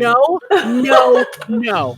Screw you, dishonor on your cow, I'm out. And just pieces. Just like, I'm done with you. Super. I don't belong here, and you disrespected my ship. You disrespect me. You disrespect my ship. You disrespect syrup, and he'll just peace out. And then he'll come back and be just like, okay, I'm actually a sniper now. Okay, I was gonna say like, well, like to what end? To what end will freaking out like that? There's no way. Like, there's no way Usopp's not going to like double back and be just like, I learned some new skill and I'm super cool now, but not as cool as like everybody else. But I've gotten some confidence and I'm here to save you. Lil comes in and be just like, pew pew pew. Like, oh man, well, I'll miss him. Just I love the mentality of like, it's like pretty strong words for somebody who I'm giving you a ride. Like, yeah, like technically, like, let's be honest. Usopp's just like, technically, this is my ship. I let you guys borrow it. My name is the only name on the lease. The only reason she gave it to you is because she and I kind of have this, maybe a little bit flirtatious kind of a thing going on. And it's just like, okay, so the Going Merry is going away. It's 100% going away. The Gone Merry. It's going to be the Gone Merry thing. But like, part of what bothers me, and this is something that's like, I feel like at some point, and we've gotten some hints of this, and it's all because of Robin. Thank you, Robin, you absolute sexy beast. We've heard the D moniker be talked about. It's just like, that's right. oh, Monkey D. Luffy. And Porcus D Ace. And she's just like, do you know why that's important? And Luffy's just like, I'm a rubber man. And it's like, and she's just like, okay, obviously it's important. You don't know why. I'm going to hang out because some cool stuff's going to happen. So obviously this D thing is important. Like this middle initial is like, it's not just the letter D. It stands for something as like, I don't know, maybe it's this shred of destiny, because we did learn that it's not Gold Roger. It's Gold D Roger. What? So if that's the case, D has something to do with something. And I feel like because of the way Ace and Luffy talk to each other and the way they talk about being brothers, they don't have a good connection with the rest of their family. And if they're pirates, if Luffy's just like, I love pirates, pirates cool, you know, they're great, ninjas suck, pirates are cool, let's go. And Ace is the same way, where it's just like, yo, I'm on, like, I know, Luffy, you think you're gonna be, you know, the king of the pirates, but I'm traveling with the dude who is totally gonna be the king of the pirates. They're like in it. They're in it to win it. So if that's the case, and they don't, like, anytime it's just like family stuff, they don't like talk about it. Like Sanji talks about, oh well, this and this, and Nami's just like, I'm an orphan, and Usopp's just like, my dad, and Zoro's just like, well, I have this connection. We don't know anything about Luffy's actual family aside from Ace. And since they're so like, we're gonna double down on this pirate thing, right? Like we're gonna, like, you and I, like, even if we don't like super love each other all the time, we do love each other. We're gonna double down on this pirate thing. I think somewhere in this world is Luffy relatives, and they're Marines. And it's gonna blow up in their faces at some point, where it's just like, it's all gonna tie back around. Like, whoever it is just like, the D moniker is like floating around, and not necessarily that they're all related, but like they're all connected. But whoever is like related to Luffy absolutely has to be carrying the D moniker too. And I don't know who or why, but it's gotta be somebody from the Marines, because of how just like Marines suck. They're so anti-marine. They're so against it. Because Luffy's just like, Nami, I know you hate pirates, but the Marines though. And Nami's just like, he's like, I know you hate me, but can we just like sidebar about for just a minute? Yeah, so who's like, we could all agree on is a big douche. So I don't know at what capacity. I feel like D is such like an end game thing, because like it's just like we barely talked about it. It's barely coming up now, but it's gonna come up so consistently that it's gonna be just like, eventually everybody except for Luffy is gonna be like, this is important. And Luffy's just gonna sit there and be like, rubber man.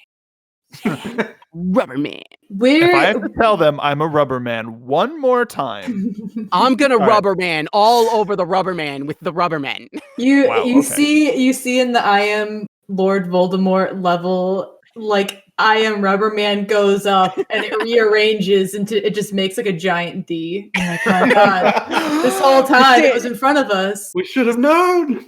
So like I really feel like at some point we're gonna get some like Luffy backstory, and it's gonna hurt, because like every backstory so far has just been like, ow, ow, ow, ow, ow. So if that's the case, then somebody important, maybe like really high ranking, but not like the ultramarine kind of a person, just like a high ranking individual, somebody like super strong, and they're gonna have to fight him at some point.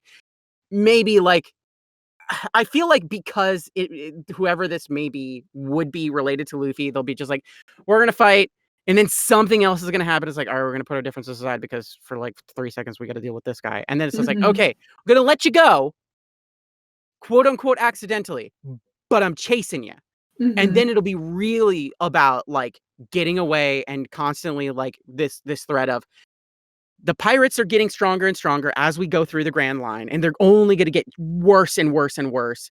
And, you know, like super ultra, you know, ultra instinct Buggy is going to come in at some point, and was like, ultra Buggy, mecha Buggy. It's like the most anime we can get with him. It's just like, we're gonna keep like cycling back on this. But at that point, once that happens, we're gonna get the Marines to just be like, okay, we're gonna like raise this kid's bounty so astronomically high because right now it's just like he went from 30 million berries to 100 million, I believe. And I believe that's where he's at right now. Okay. And I feel like once that happens, like then it's just gonna be like, okay, well, it's like, because like, yeah, post Alabasta, they're just like, okay, he beat Crocodile, that's pretty big. But they don't know what he did in Skypiea, so they're just like, we're not gonna increase your bounty. But whatever's gonna happen, like, then we're gonna start getting like, whatever happens with these people, the rest of the crew is gonna start getting a bounty. But Luffy, because he's the captain, we're gonna like triple or quadruple his bounty instantaneously because of whatever happens. And then, then it's just going to shoot up astronomically from then on.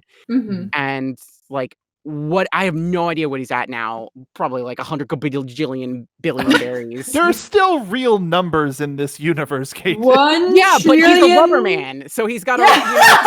You know what? I did forget that. Fair. That's fair. He's a rubber man. He's a rubber man. I feel like that's like one of the end game pieces. Is eventually we're gonna like circle back, and like a lot of these like moments where it's like, hey, all right, Buggy, we hate each other, but also this guy's really bad. And like, hey, Marines, I know you hate me too, and my bounty's really high.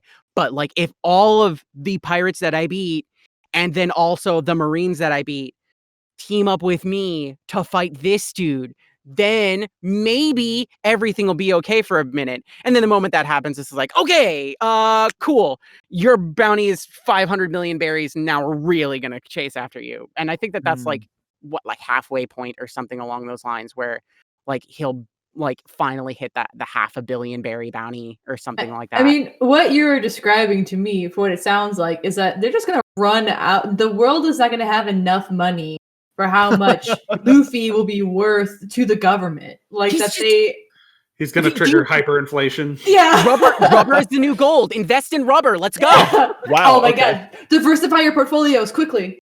Buy Dogecoin and buy rubber. Buy high. So those are my like rampant wild predictions as of like where you are 227.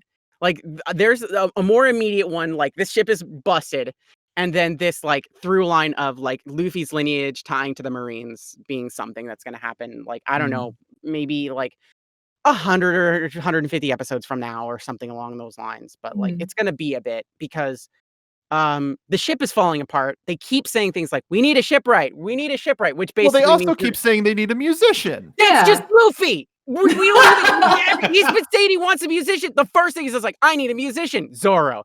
I need a musician, Nami. I need a musician, Usopp. I need a musician. Let me play the song of death. Listen, the moment we get a musician, you'll hear my scream across the globe. You know what? I'm gonna have to take Al's word from it, because he's closest. It's true. It'll be like the all dog bark or whatever. It'll get back around. So to all of those predictions, I would like to challenge. First of all, don't tell Kdin whether she's right or wrong. Anyway. I'm not going to. Yeah, good. Don't. But what I would like to do in terms to encourage interaction is respond with however many sweat emojis you were feeling from listening to her predict or hypothesize things that may happen in the future or not. That's something that I'm interested in, because as Kdin was talking, Al, Molly, and Mai's chat was just full of a lot of interesting side comments that we may or may not share in the future. By the way, they have a completely separate side chat. I'm not in it. I don't. Oh, good. I don't. Okay. I'm not. I don't look at anything. I don't get to see nothing. They're all talking about stuff. Not even that Kdin won't look. It's that we specifically locked her out of the text channel just so we feel safe. I can't do nothing. Even before we started talking spoilers in this chat, every single one of us made sure she was not in this chat room before we even felt safe enough to say anything. You're right. It's just all of the moments are so good that we don't want to hint at any of them. We don't want to be the people who are simping for Nico Rob. But by Gum Gum, we are going to quietly freak out. But here's the thing though, like you guys don't have to spoil it. The episode titles will. Yeah. When I get there, No. it's just like, here's the episode title. Luffy's grandfather, the Super Mega Marine, has finally appeared, who hates Luffy and is Rubber Man? Kidnapped Ace or something, whatever. Rubber Man? Who can say? What would be a good counter to Luffy would be a glue man. You know, I'm rubber, you're glue. You know, Or- it's a big glue marine. Me 60 you. His grandfather is the glue man. Oh my god! Or what is Fantastic Four? What is his weakness, Mr. Incredible? It's like rubber meets freeze ice. It's like which we met, and that was so wild. Like we okay, met we'll talk about them. But what's the plan for next episode? Like we gotta.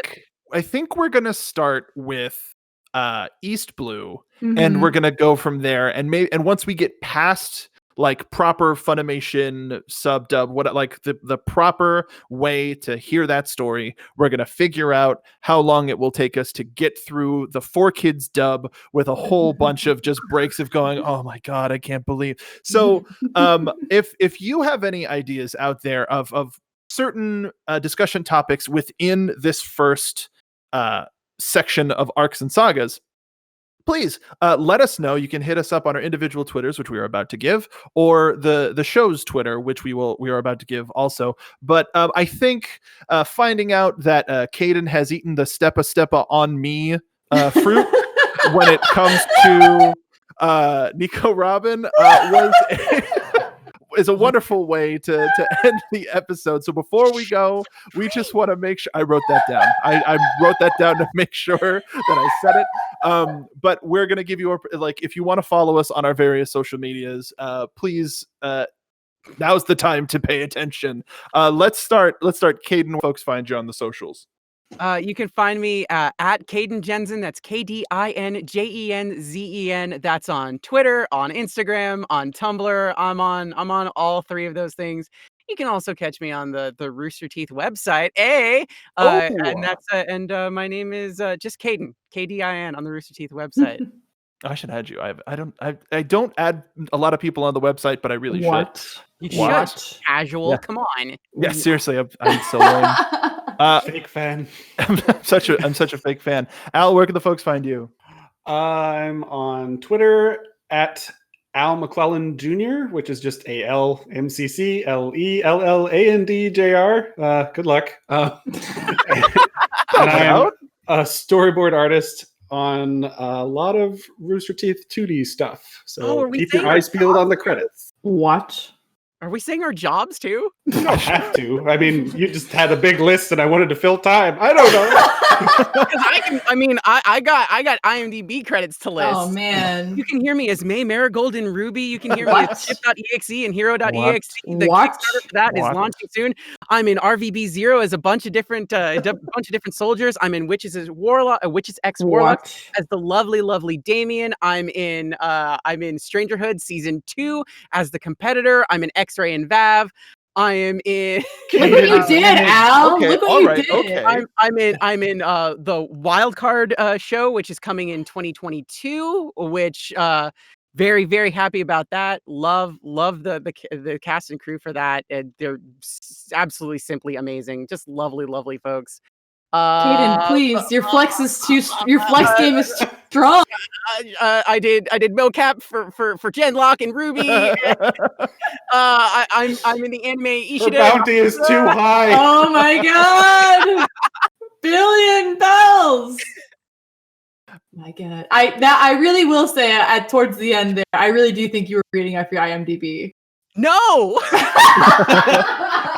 As she was loading it up, she was just trying to remember stuff from memory. Like what else? Listen. You never forget your first, and the last one is like I have a DVD of Ishida and Asakura with me right now, like in my hands. It's my first like anime, like from Japan anime that I was a part of the process of. And it's just like, oh my gosh, I'm an anime. You are the anime, Kdin. I am the anime. It's how I know I am can see the code. anime. You're the anime girl. You're the one who wins. You Molly. were the one. Oh wow, you're gonna make me follow that. Wow. That's what we call a sharp transition. Consider myself cut. Well, no, I mean, Cap, as the captain, we need to make sure that everybody's following you too. Yeah, you know, I'm hungry. Look, they had us in the first half, but you know, once that I love that my it's like Luffy. What do I know about Luffy? He is a rubber man. I went right for it. He's always hungry. I could have made it so much worse though. I could have been like, I want meat. Like I could have just like gone some weird way with it, but I didn't. But sadly, when I made all of my social media accounts, I didn't think about branding. But you can find me on Twitter at Tufflood, TEHFLOOD, and then everything else I think is Molly K Flood or Molly Flood, basically. You need, like, some of the art that you do, like the art that everybody does. Everything is art, and we are united as artists. But follow Molly because she's just the worst, best type of memester. I can tell you, I don't do any voice acting. I don't do any mocapping. You did do a lot of like WandaVision doodles, and you did those report. are adorable. I've excellent memes. I've never been on an anime. Probably the opposite of Kdin's resume, but I have worked on thusly some Rooster Teeth projects like Ruby and Nomad of Nowhere and Camp and things like that. I've worked for Warner Brothers Animated on a premiere show called Jellystone one day. And yeah, just a variety of other projects as a storyboard artist and / or a storyboard revisionist. And then Mark, it's almost like we know you from the internet, but yeah, I'm the internet's Mark Bidonica. I'm on the internet. I don't know if you've heard of it, but I don't have a list as extensive as everybody, but I'd like to establish. I am verified on Twitter, and I'm Mark none of us could get. Yeah. I'm hireable and available. That's what I'll say. And you can find me on Twitter, Instagram at Mark B. Donica, and also make sure to follow the network that we're on, which is Podcast Diners and Deep Dives on Twitter at P&D. That is where Molly and I started a Kingdom Hearts 3 podcast, which is so full. It's so full of just. We made it just to express our distaste for everything that Kingdom Hearts 3 You did can say it. You're right, and you should say it. And everybody should go back and listen to it because that was a hell of a time. And the interesting thing is, if you didn't listen to our introduction to the show that Molly and I recorded, we're going to record now, is the next step that we had already planned after finishing the Kingdom Hearts show was, hey, what if Piece show? It was like 2018 or 2019. 2019. Mark was leaving out the door of my apartment after that last record, and we're like, this was so much fun. Let's just keep talking about things. What should we talk about next? And we were just like, what do we both like? And went down the list, and we both were just like, what about One Piece? That would be fun. And then 3 years later? Yeah, man. And here we are. We're really happy to finally be doing it. This is something that we've been throwing around for a while, and then the addition of Alan Kdin's chaotic energy has been such a blessing. Like the fact, so you're looking at the runtime of the episode at an hour and a half. That's how much we were talking to prepare for this show, because what a journey! What a journey that we've been on, and it's only the beginning. The only thing that could make this more real is if we're playing during this entire record. Yeah. We can do that. We can set that up next time. We need to talk to people at Ubisoft to make a One Piece themed deck, and then that'll be everything. That'll be perfect. That's when we get the sponsor money, baby. But going along with how most Arc sagas have ended, now that you've listened to the episode, you've joined our crew. And with that comes the responsibility of telling your friends, leaving a comment, following us on Twitter at Yayo Talk Show, and for God's sakes, letting Kdin watch the show in peace. Mm-hmm. Much like regular One Piece, you don't want to be a part of this crew, but Luffy says you are now part of the crew, and you are part of this crew. Whether you like it or not. So come aboard, and we'll see you next time on the Yayo Talk Show. Talking about One Piece.